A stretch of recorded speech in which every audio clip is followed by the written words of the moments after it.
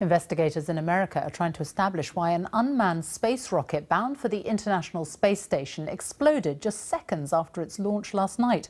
The Antares rocket was on a mission to supply astronauts with equipment and food. Rajini Vaidyanathan is at the scene in Virginia.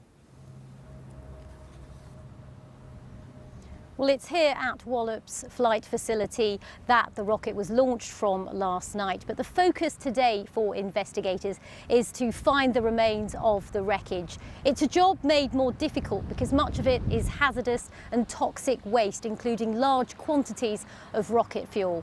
Now, investigators are searching a large area which stretches miles from where I am as they try to work out what exactly happened.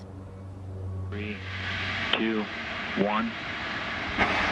The moment Antares began its journey to space. And we have liftoff. The $200 million unmanned rocket was on a supply mission, carrying food, fuel and equipment to astronauts.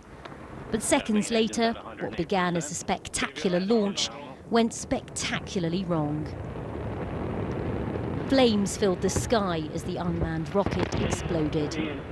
And launch team, be advised, stay at your consoles. Everyone in the LCC, maintain your positions in your consoles. We had this rumble of the launch, and so everyone was going, yay! And then 5-10 seconds later, kaboom! And you could feel it in your chest. This footage was filmed by one of the many people who turned out to see the launch. No one was hurt in the crash. It's still unclear what caused it.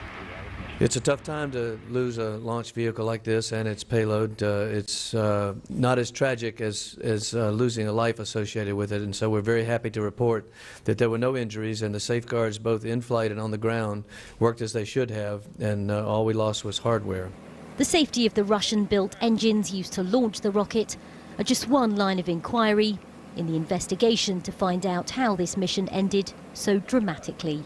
Rajini Vaidyanathan, BBC News at Wallops Island in Virginia.